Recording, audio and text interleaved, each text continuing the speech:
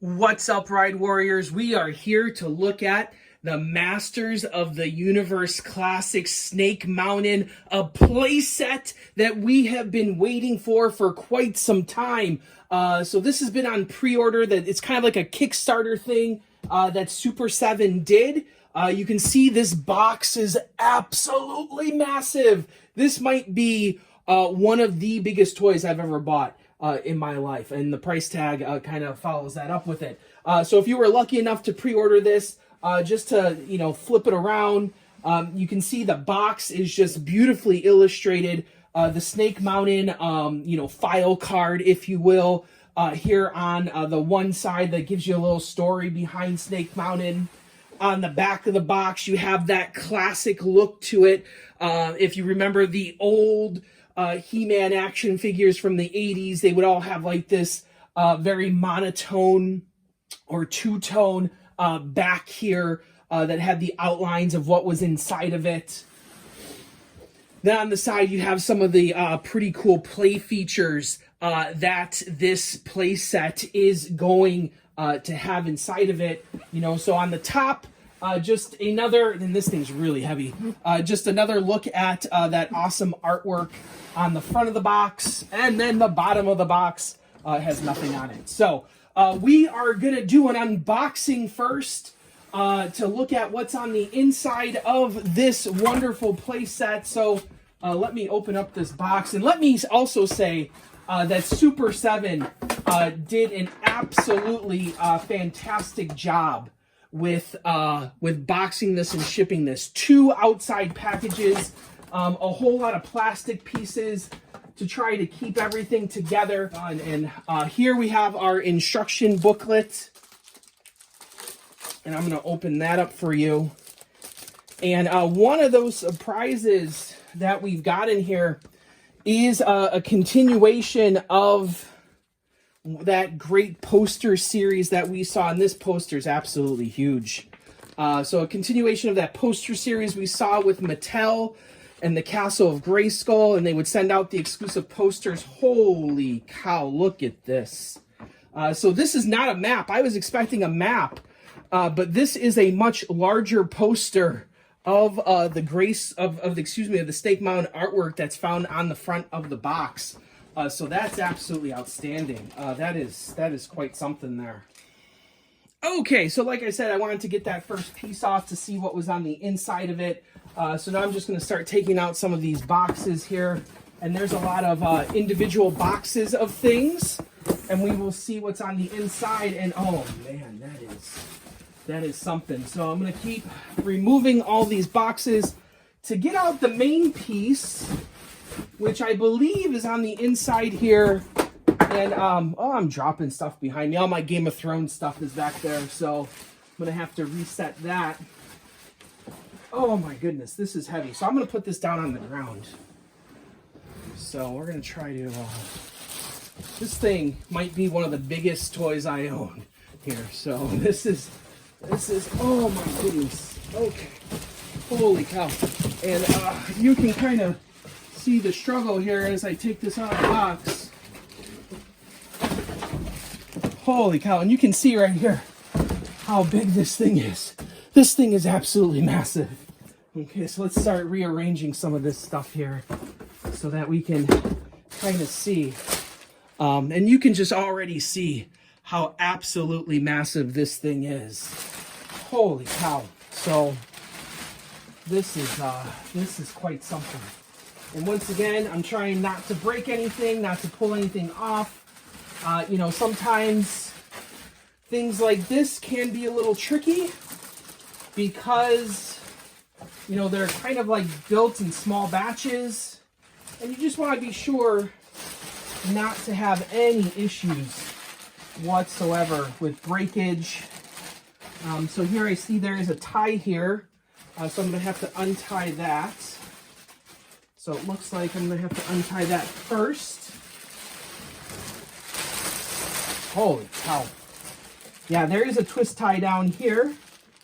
So I'm going to remove this twist tie and get this packaging off, and then have this thing be kind of set up for you. So I'll do that on my own, and we'll come back here. Well, right, Warriors, we are in for a bigger treat than we thought here. And maybe you might not care, but this is absolutely fantastic here.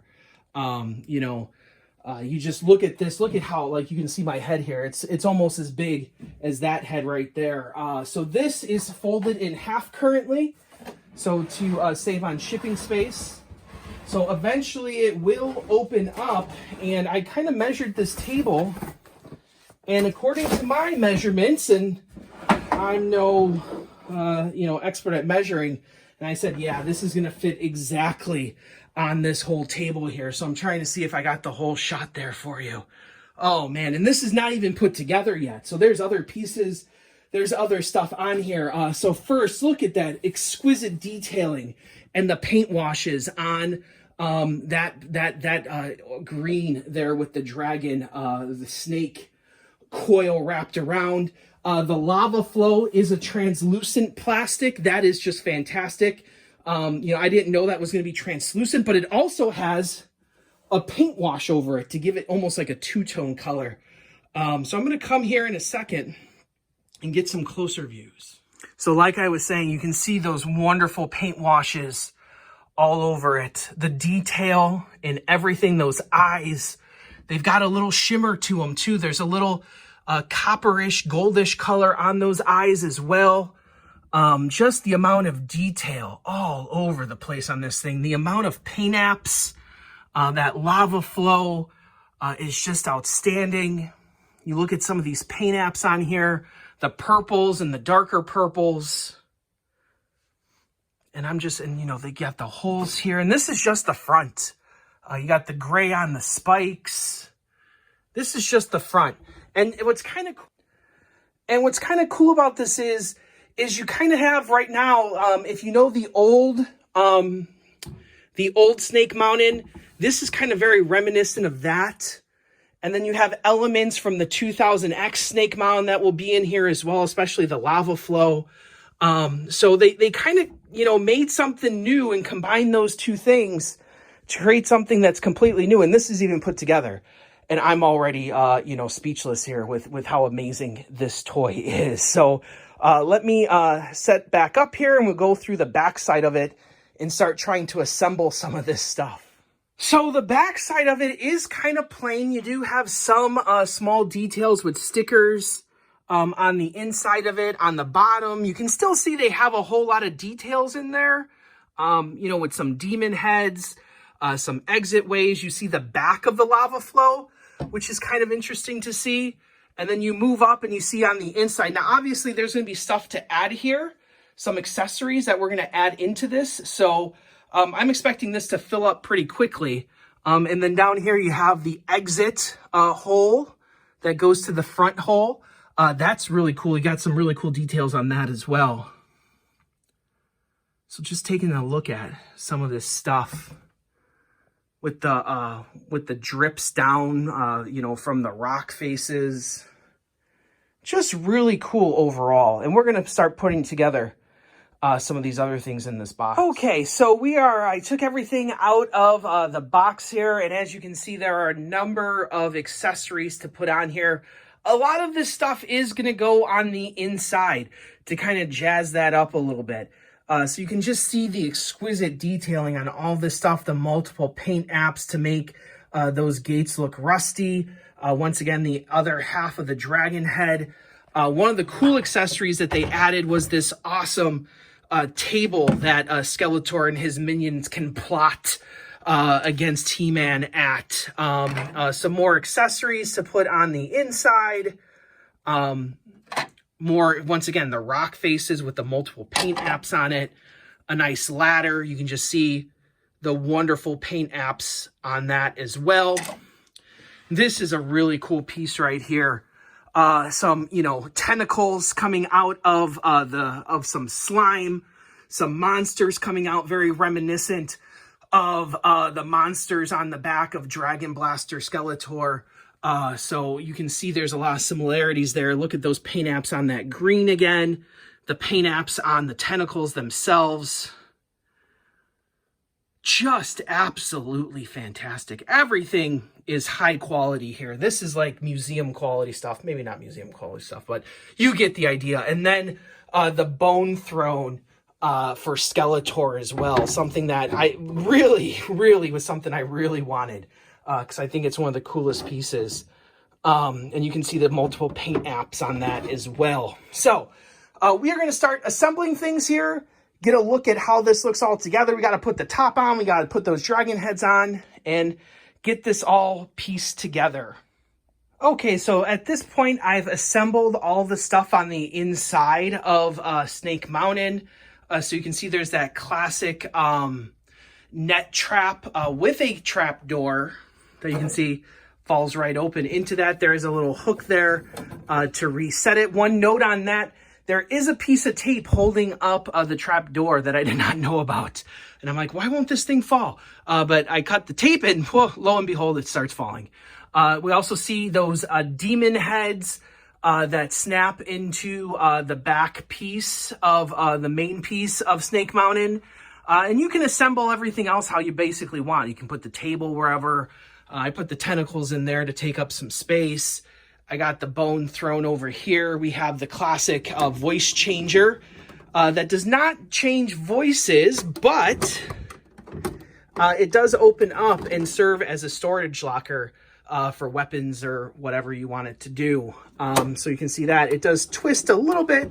It's made of like a softer plastic a little bit, so you can see that that can twist around however you want.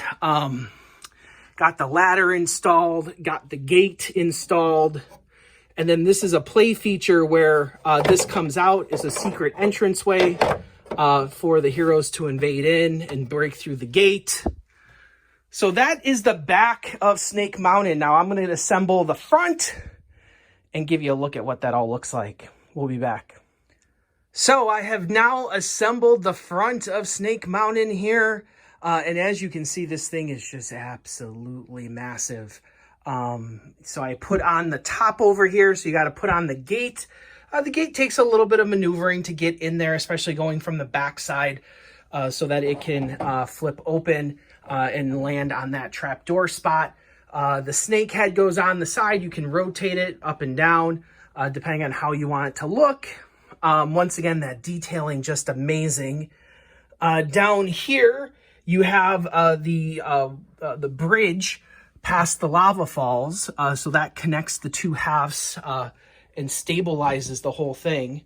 And the last thing you have to undo that I would make sure you are very careful with are the shackles. And you can see on mine already, the shackles already broke on one of them because the very thin piece of plastic, it's wrapped up very tightly with tape and stuff. It's very difficult to get out.